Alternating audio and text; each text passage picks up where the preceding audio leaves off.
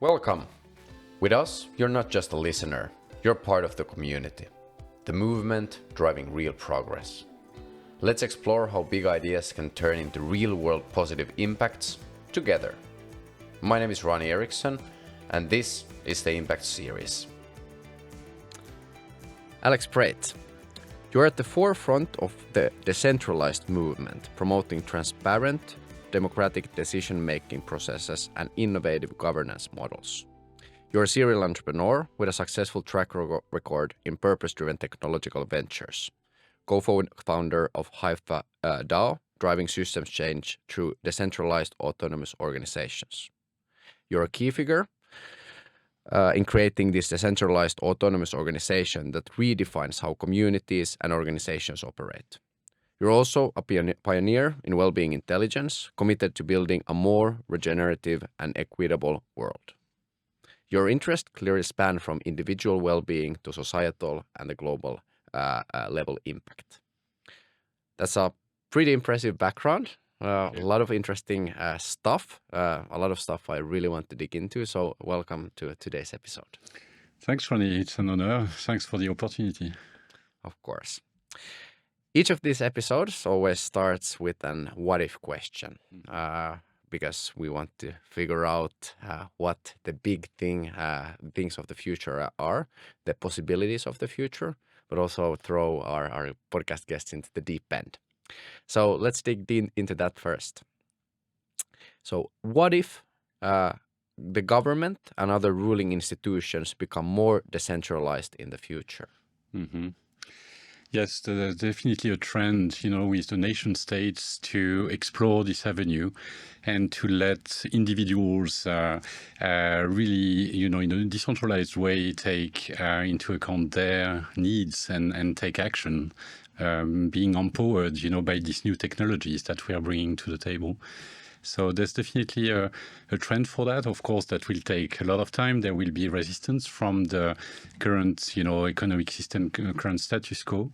But what we're seeing across the world is all these projects, emerging everywhere, really, everywhere we look, willing to really take into account and take control of their destiny, right? And what we're bringing with Hypha is really useful in that matter, because we are providing the technological layer, if you like, for democratic governance, decision making from the members to the members, so that they can really organize themselves at a local scale, but also, in an aggregation to the global scale.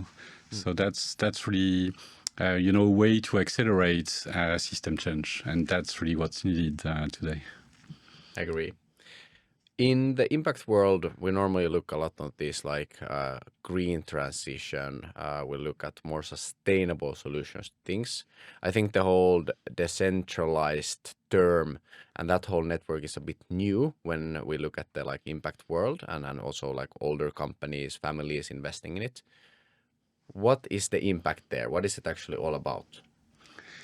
Yeah, so the impact is really to locally organize activities around, for example, regeneration or renewable energy, allowing people to actually produce their own energy so that they can be capturing the value without any intermediary and also cover their needs. So we are seeing a lot of projects in different fields that are actually creating impact. And what is really interesting is that we'll be able, with the blockchain technology, with the transparency, to really capture this impact in a genuine way, away from greenwashing and different manipulations of data, because it will be encoded into the blockchain and also verified locally on the field. So yeah, we are active in all different sectors of the current economic system, from education to regeneration. You were talking about governments. We are really looking at democratic movements, also the economy itself. With projects like energy, as I was mentioning, responsible leadership, culture. So it's really broad, and this this technology allows really for people to come together, around a shared purpose. And that's really what is unique in the space, because the motivation, if you like, of the members of these organizations, new digital forms of organizations, is really strong, towards this purpose. Yeah. Here at Catapult Future Fest, people are coming together for like united purpose. I think that's like impact. How could your kind of solution be utilized for a festival like Catapult? Yeah, so we've been actually talking about that, and that would really help potentially organize the events first, of course, with this idea that volunteers, contributors, could be acknowledged. We have in the center of our system the contribution accounting that really captures all contributions, and it can be, of course, in all forms of capital, financial, but also time, skills, background, etc., network. So that would be really interesting, actually, to experiment and aggregate the value of such an event, because gathering such a group, right, of change makers is quite unique in the world, and definitely there's a lot of value not being captured, I think. And also from that, identifying the people and starting potentially collaboration projects, out of the event that can be facilitated by these new forms of digital collaboration. Yeah.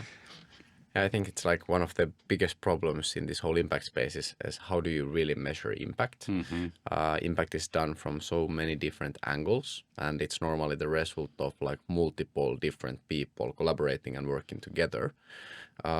So what you're saying in essence is that with your type of solutions and with this like blockchain and decentralized networks, you're able to actually see how each and every individual is contributing, but then also kind of like follow up and reward them based on that. Exactly. That's the transparency of the contribution accounting associated with, rewards, and we are using tokenization for that to facilitate the sharing of the value, and also we are translating impact into value back to the members as well, because that's definitely valuable, right? When we have regenerative activities, for example, that's a direct value back to the community. And then, of course, when the community is rewarded, they feel more encouraged and more like happy of their contribution. And then, of course, makes people also more happy that, hey, they're actually doing something that is worth of something. Exactly. And that's the connection with well-being, right? Community empowerment. And this idea that we can create bonds, right? And really belong to the community locally, and really recreate this sense of collaboration, together to really change the context of the daily life, of the community members. So, and that's really deep, in a sense that our context is really human-driven. We call our DAO the DHO, Decentralized Human Organism, because we want to put and place humans in the center, right? We believe really that, of course, the blockchain facilitates protocols and really help with transparency, but we shouldn't, forget humans in the equation, of course, because that's from us that the change will come.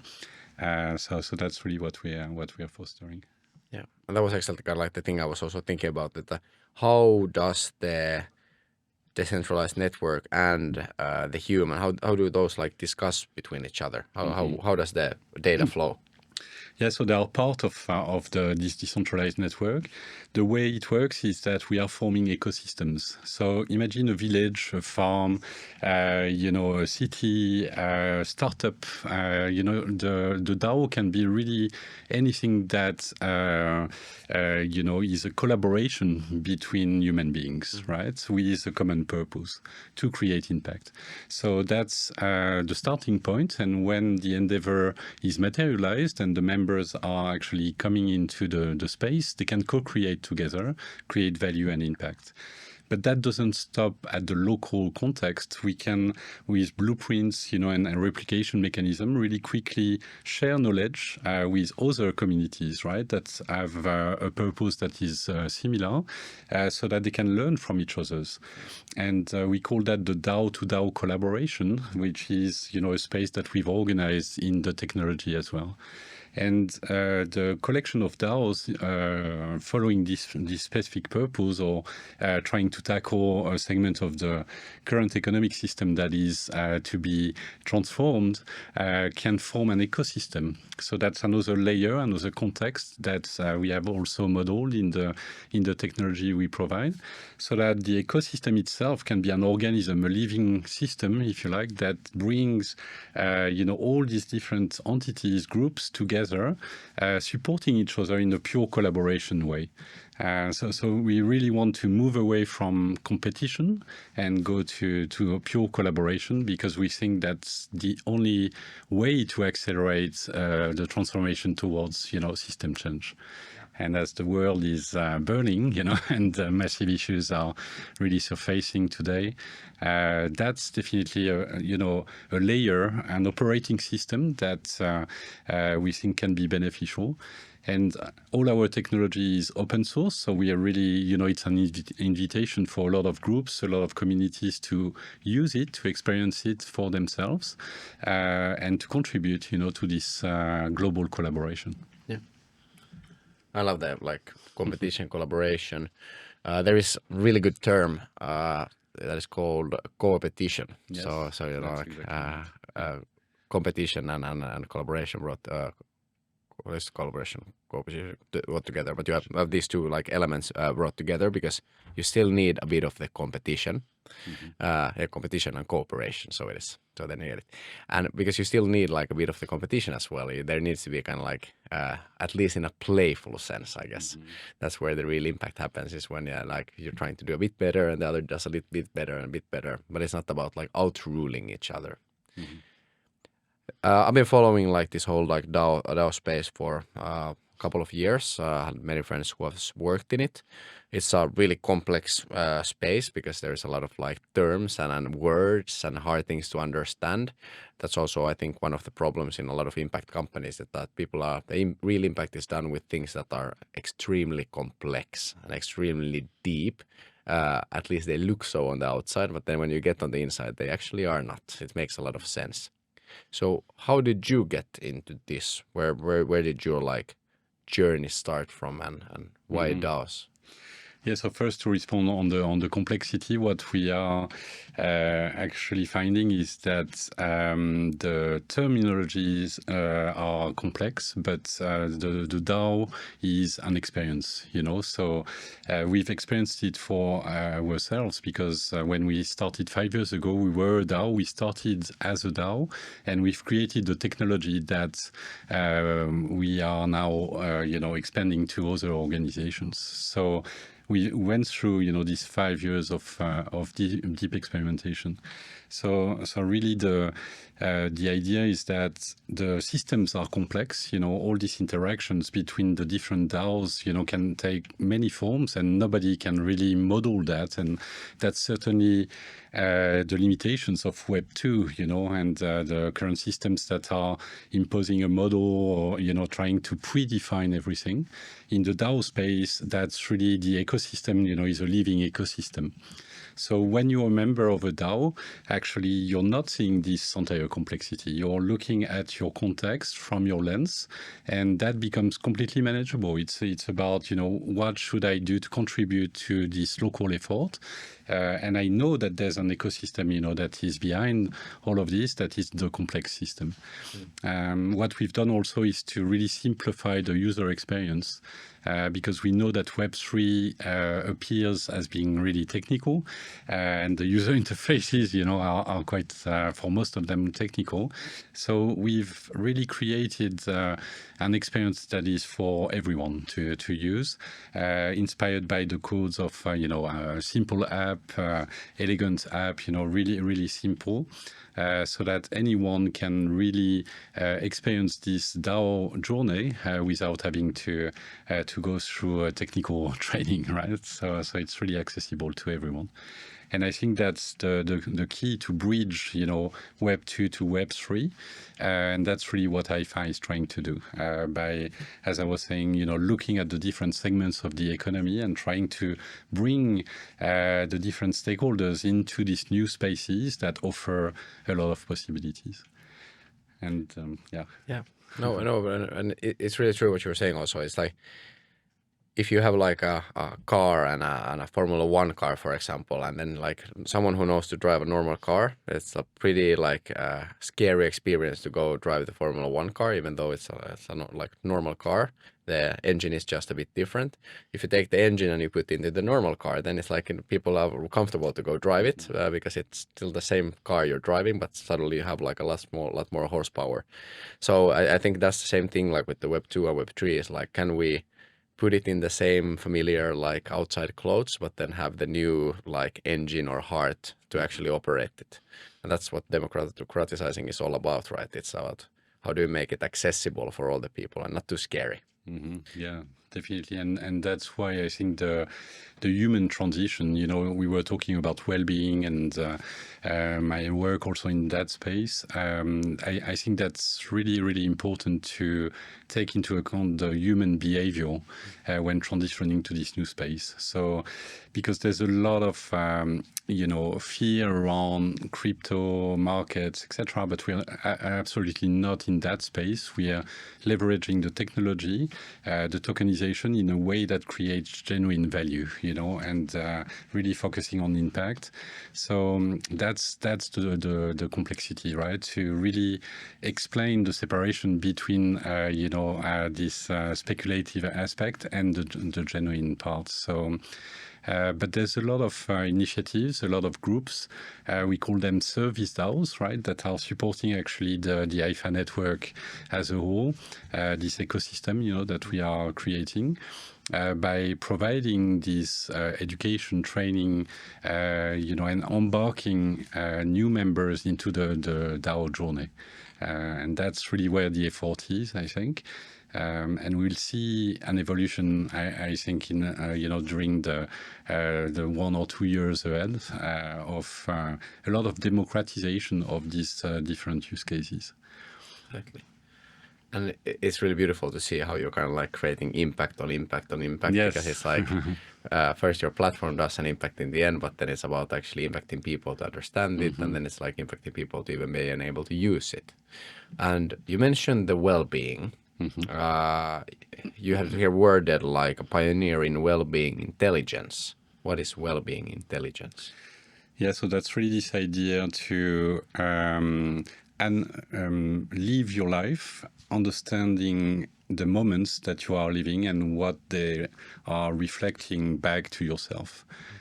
So I've created a few applications that I was honored to receive some global design awards for this work, and they're all about self-reflection and really capturing moments in the life in the people's life for them to reflect back on who they are, what they love doing, what is their passion.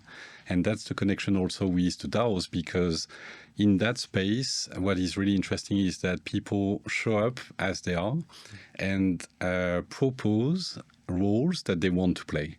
It's completely different from a corporate environment where you would be put in a box, or you need to comply with the different requirements of a job title.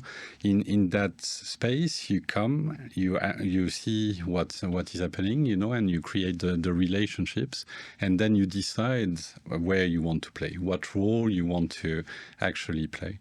And that creates an entirely new dynamics. We have seen that every one of us is experiencing that actually on a daily basis, because you only do what you love doing, right? So that's really different from the current status quo. Yeah. Yeah, I love this like whole purpose, passion, values, interest segment. That's where most of us like normally find happiness. You even have this like ikigai model, if you're like familiar with it, the Japanese model of like do something that you love and do something that is good for the world and do something that makes you money, and then bringing all of that together. How or are you doing, or do you have any good tips in how to kind of like first figure out those first like 4 things? So what is the purpose, passion, what do you really like to do? Because I think many people either in the impact world or outside of it gets a bit stuck on that, and that's when you don't truly get to do an impact, when you don't find it. So what is your experience? Yeah, that's interesting because we've not been educated in that way, for most of us. And it was always, towards, fitting into the current economic system and finding a spot that was available for you. But in that space, what we are asking people to do is to leave all the baggage outside, and to take the leap, right? To really be themselves. And it's really difficult for a lot of people. It's a journey, it's a transition. Really trying, we were talking about self-introspection, and so there's definitely a lot of this that needs to happen. But once you leave the baggage outside and you open up, you are confident with the unknown and you're open to see this flow, running into you. That's where you start seeing things differently. And there's no turning back, like it's once you've crossed the mirror, it's it's really beautiful out there. So you don't necessarily want to come back to what exists, on the mainstream education level. Yes. So if I'm understanding you correctly, so with the rise of like this DAOs and the decentralized whole network, people will actually be able to escape the system as it is, and be free to pursue what they're most passionate about, which normally also is the most impactful thing that they can do. Exactly right. So, and that's an evolution, right? We don't want to force anything, or it's a natural evolution. So some people will jump into that space because they have been looking for that for a long time, and they have already gone through a little bit of the journey. Some others will not be aware of the possibilities there and will have some resistance. But we want to welcome everyone, of course, into this transition, because we really believe that that's the way forward. We will need to find, a lot of people as well supporting, this transition. It's almost the great migration, right? Towards a better space. So. And once you experience that, as I was saying, once you open to it, you can really find your way. And what we're trying to do, really to make it practical and concrete, is to focus on use cases. So I was talking about energy, for example. So we are launching Hypha Energy, which is a venture around empowering energy communities in Europe. We're starting with Europe, of course, with the intent to go global. And that's a huge trend in Europe, with 200,000 energy communities that will be created by 2030. And they will need tools, they will need this decentralization, this governance and fractional ownership for their community to run. So that's a really practical use case that I think most of the people will understand when they will see their bills, the price of energy decreasing by 50 to 80%, for example, and they will come into that space with user interfaces that are mainstream, that are inspired by, the look and feel of Web 2, but as you said, with the engine that is offering much more possibilities. But they don't need to be exposed to this technical issues, and then they will discover, progressively what's next, what is also available for them there. Yeah, it's fun. I've been going through these episodes now, like probably six or seven episodes before you, and everyone mentions the wording "what's next." It comes in all the discussion, and everyone is working from one or another side to figure out how it's easier for people or the world to work towards what's next. So I ask you kind of like two questions here. So let's start with the first one. So do you have like a own what if question? So kind of like, have you come up with something on that scene? Yeah, so it's related to of course what I've been passionate about and working on for the last decade or more, which is what if we could accelerate system change, right? What if we could collaborate together through this, new technology, living systems technology that would dramatically accelerate, the transition. And we all know, I think we all feel that a transition is necessary. There are some resistance, of course, from the current economic system to keep the status quo, but for those who have understood, that was the transition was necessary, I think we have the tools. It's not a future vision. It's really here and now that we can start collaborating and accelerating the pace, because we are completely falling behind, of course. So it's really also about considering the people and the planet, and all our technology, as I was saying, is inspired by nature, organically organized to expand, to also be really mimicking the living system, with this idea that a DAO can form, a DAO can divide itself if it grows, to cover more functions, more geographical area, for example. It can aggregate to, it can start from local to a bioregional context and then spread again. So that's really beautiful to see, right? And we are already seeing that into the Hypha network happening. So when you get into this human organic, context, you start to transcend yourself in a way, and really start to see things in a different angle, which I think will completely accelerate the progress of the world in this direction, right? In a way that we can definitely be fulfilled by respecting the people and the planet. Yeah. And the more and more you talk about these DAOs, the more I got the feeling that they are some sort of living organisms, like it remind me of cells or something, like the forest or the nature.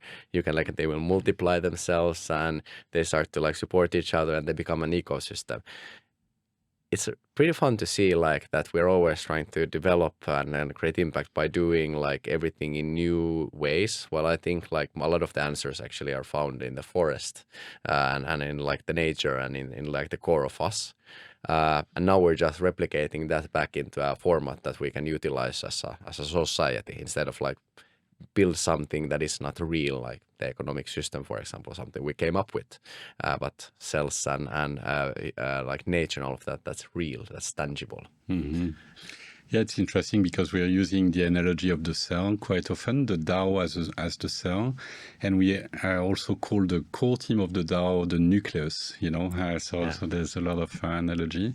And then you have the community membrane that surrounds the project team, if you like, the core team, that organizes the activities. And so definitely also mimicking nature in the sense that we create templates, blueprints, that can also accelerate, the transfer of knowledge and the feedback loop, right? To understand what works, what doesn't work. And we really think that if we put that in common, if we have a common repository of these blueprints, then everyone can benefit from that without having to restart from a blank sheet of paper. So that's really the fractalization of nature, these different spaces and the scope and spaces, and also the fact that we are one, right? So if you get to that space where you understand that you nature, the universe is one, then you start to understand how these ecosystems, these living systems can, self-organize actually, organically following the flow of life. So that's impressive. As the last question here, and I promised you 2 questions there a bit earlier. In an inspiring, optimistic way, what would you say that is the what's next? What is going to happen next? What's next, up in the horizon? I can give you my hope. That I did. Yes. So my hope is that we will get into this, space of creativity, expansion of what it is for us to be humans, and start to let go of the barriers, the scarcity, right? Artificial scarcity that has been created, because nature is abundant. And once again, if we get inspired by nature, we'll see that there's no such thing as, this idea of limitation or, not being holistic, in the way we operate. And the current economic system is really segmenting and dividing, right? So if we can get to this wholeness back, because that existed before, so it's not really, it's really coming back to the essence of humanity and what it is to be humans. And my hope, yes, for what's next, I think is a massive realization, that something else is possible with, opening up to happiness, well-being, prosperity, and also covering the needs of everyone, right? Because there's reducing inequalities and really embracing diversity. So that's really what I think is possible. Now, will that happen so easily? I don't think so, because there will be some protection, of course, protection mechanisms of the current, systems. But if the power is in the people, right? So if we all start to transition to these new spaces, I think the evolution will happen organically. Yes. Well, talking about hope, that's one thing that you have for sure given to me. Also a lot of inspiration. Didn't actually know that much about this segment as I thought. Now my mind is blown. So inspired to delve deeper into it, but also inspired to actually delve deeper into nature, because I think there is a lot of power in that. I want to wish you a really, really, really fun Catapult Future Fest experience. I think you also will be inspired there, but inspire many to come. So, yeah. I hope to see you here in the upcoming days, and thank you so much for the insights. Thanks so much, Ronny. Thanks for the invitation, and really excited by the event. Yes. Awesome.